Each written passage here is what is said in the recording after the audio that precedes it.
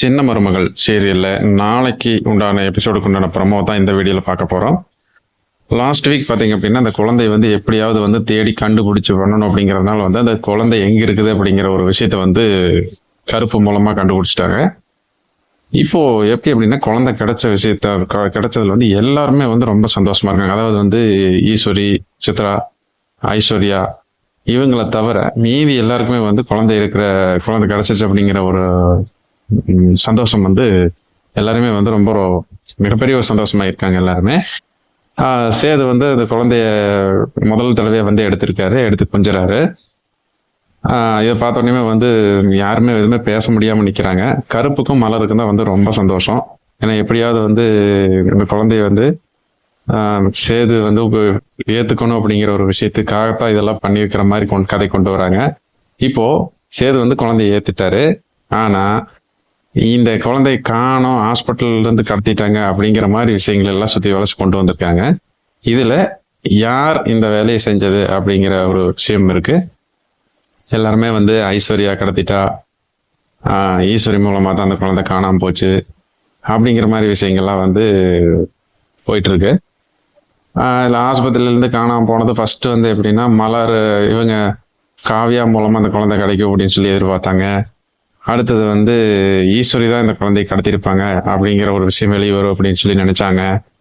இதெல்லாம் போக ஐஸ்வர்யா வந்து குழந்தைய வந்து யாருக்கும் தெரியாம அவங்க அப்பா மூலமா தெரிஞ்ச அலையில வச்சு கடத்திருக்காங்க அப்படிங்கிற மாதிரி ஒரு விஷயங்களும் ஒரு ட்விஸ்ட் இருக்கும் அப்படின்னு சொல்லி எல்லாம் எதிர்பார்த்தோம். ஆனாலும் பார்த்தீங்கன்னா இப்போ அது வேற மாதிரி வந்திருக்கு. ஏன்னா குழந்தை காணோம் அப்படிங்கிற மாதிரி கொண்டு போனா வந்து சேது மனசுல எப்படி இருக்குது அப்படிங்கிற ஒரு விஷயம் வந்து குழந்தைய ஏத்துக்கிறாரா அப்படிங்கிற மாதிரி ஒரு விஷயத்த கொண்டு போனா சேது மனசு மாறும் அப்படிங்கிறதுனால இந்த கதைக்களம் வந்து இப்படி அமைச்சிருக்கிறாங்க.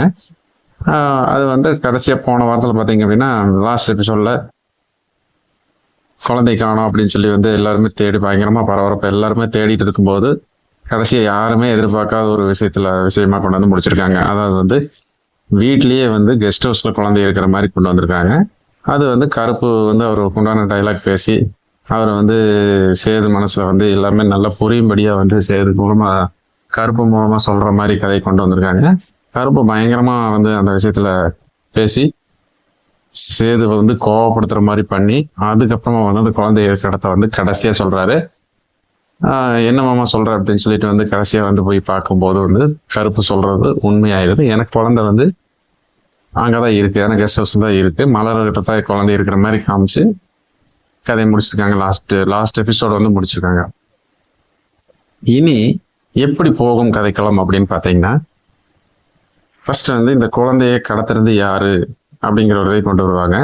அந்த உண்மைகளை வந்து எப்படி வெளியே கொண்டு வர போறாங்க அப்படிங்கிறத பொறுமையா பார்க்கலாம்.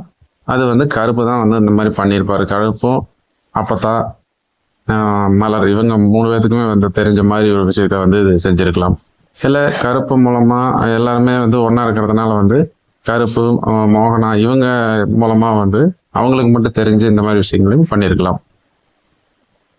ஆக அடுத்த வாரத்துக்கு உண்டான எபிசோடுல பாத்தீங்கன்னா இந்த குழந்தை வந்து யார் கடத்தினது அப்படிங்கிறத வந்து காணாம போச்சுன்னு சொல்லி ஆரம்பிச்சு ஹாஸ்பிட்டல்ல இருந்து கடத்தினது, எப்படி அந்த பாட்டிமா வந்து கடத்தினாங்க, இவ்வளவு பரபரப்பா போலீஸ் கேஸ் ஆயிருக்குது, இதெல்லாம் தாண்டி எப்படி வந்து குழந்தை நம்ம வீட்டுக்கு வந்தது, இதுக்கு பின்னணியில யாரு இந்த வேலை பார்த்தது அப்படிங்கிற விஷயத்த அடுத்து கொண்டு வர போறாங்க. அதுக்கப்புறமா வந்து குழந்தை கிடைச்சிருச்சு அப்படிங்கிற ஒரு விஷயம் தமிழ் காதுக்கு போகுது. தமிழ் வந்து ரொம்ப சந்தோஷப்படுறாங்க. தமிழ் சந்தோஷப்பட்டாலும் என்னோட குழந்தை இனிமேல் வந்து ஒரு நிமிஷம் கூட நான் வந்து அந்த வீட்டில் இருக்கிறதுக்கு நான் வந்து அனுமதிக்க மாட்டேன், என்னோட குழந்தை எங்கிட்ட தான் இருக்கணும் அப்படிங்கிற மாதிரி தமிழ் வந்து ஏற்கனவே சொல்லிட்டு இருக்காங்க. இனிமேலும் வந்து அந்த மாதிரி விஷயத்தான் கொண்டு வைப்பாங்க. அதுக்கு வந்து என்ன பண்ணாங்கன்னா பெரிய வீட்டுல இருந்து, அதாவது வந்து சேதுவோட சைட்ல சேது வீட்டுல இருந்து பாத்தீங்கன்னா அதுக்கு வந்து யாருமே வந்து அனுமதிக்க மாட்டாங்க. ஏன்னா என்னோட குழந்தை எங்கிட்ட தான் இருக்கு, என்னை மீறி யாரும் என்னோட குழந்தைய எடுத்துட்டு போக முடியாது அப்படிங்கிற மாதிரி சேது வந்து சொல்லிடுறாரு. இதுல வந்து எல்லாருமே குடும்பத்தில் இருக்கிற எல்லாருக்குமே வந்து உடன்பாடு தான். ஏன்னா சேதுவே வந்து குழந்தைய ஏத்துக்கும் போது நாம வந்து எதுவுமே சொல்ல முடியாது, கருத்து சொல்லக்கூடாது அப்படிங்கிறதுனால வந்து அவங்க வந்து எதுவுமே சொல்ல மாட்டாங்க.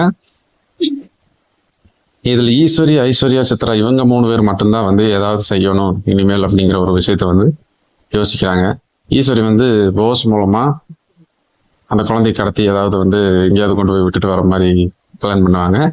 ஐஸ்வர்யா வந்து என்னடா இப்படி ஆயிடுச்சு அப்படின்னு சொல்லிட்டு இந்த குழந்தைய வந்து நம்ம ஏதாவது வந்து மறுபடியும் வந்து காணாமல் போக மாதிரி பண்ணி இந்த குழந்தைய நம்ம இல்லை சேதுகிட்ட இருந்து பிரிக்கணும் அப்படிங்கிற மாதிரி வந்து ஐஸ்வர்யாவும் ஈஸ்வரியோட சேர்ந்து பிளான் பண்ணலாம். இது எல்லாம் ஒரு பக்கம் இருக்க, அடுத்தது பார்த்தீங்கன்னா தமிழ் மூலமா வந்து ஒரு பெரிய ட்விஸ்ட் நடக்க போகுது. என்னன்னு பார்த்தீங்கன்னா, தமிழ் வந்து குழந்தைய கேட்குறாங்க, என்னோட குழந்தை எங்கிட்ட தான் இருக்கணும் அப்படின்னு சொல்லி கேட்குறாங்க. ஆனால் வந்து சேது வந்து அது கொடுக்கவே முடியாதுங்கிறாரு. இது என்னோட குழந்தை, அதை கேட்கறதுக்கு நீ யார் அப்படின்னு சொல்லி வந்து சேது கேட்டுறாரு.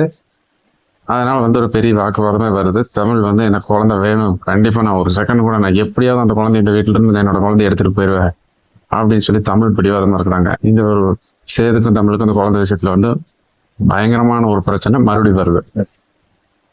அதுக்கப்புறமா வந்து என்ன பண்றாங்க அப்படின்னா, சேது வந்து சேது செயல்ல முடிவா இருக்கிறாரு. தமிழ் சொல்லி பார்க்குற விதத்துல பார்த்துட்டு குழந்தைய வந்து பஞ்சாயத்துல மூலமா பஞ்சாயத்தை கூட்டி இந்த பிரச்சனையை வந்து நம்ம குழந்தைய எடுக்கிறதுக்கு முடிவு பண்றாங்க. அதுக்கப்புறம் வந்து பஞ்சாயத்துக்கு போய் பஞ்சாயத்தை கூட்டுறாங்க. பஞ்சாயத்தை கூட்டி பஞ்சாயத்துலயும் வந்து எல்லாருமே வந்து அவங்க ஒரு சைடு நியாயத்தை சொல்றாங்க. சேது வந்து முடிவா சொல்லிடுறாரு பஞ்சாயத்துல, என்னோட குழந்தை என்கிட்ட மட்டும் தான் இருக்கணும், இந்த குழந்தை யாருக்காகவும் நான் வந்து என்னோட குழந்தைய விட்டு கொடுக்க மாட்டேன், என்கிட்ட தான் இருக்கணும் அப்படின்னு சொல்லி சேது சொல்லிடுறாரு. அதுக்கப்புறமா பஞ்சாயத்தார் வந்து எவ்வளவோ சொல்லி கேட்கல, யாருமே கேட்க மாட்டேங்கிறேன்னு குழந்தைகளே வந்து சீட் எழுதி கொடுத்து எந்த குழந்தை வந்து என்ன சீட் எடுக்குதுன்னு பார்த்துட்டு அதுக்கு தகுந்த மாதிரி முடிவு பண்ணிடலாம். ஒருவேளை வந்து சேது சொல்ற மாதிரி சேதுதான் அப்படிங்கிற மாதிரி சீட்டு வந்ததுன்னா சேது கிட்ட இருக்கட்டும், இல்ல தமிழ் கிட்ட தான் இருக்கணும்னு நினைச்சு சீட்டு வந்தா தமிழ் எடுத்துக்கிட்டோம் அப்படின்னு சொல்லி முடிவு பண்ண போறாங்க. அதுதான் அடுத்த வாரத்துல வர கதை.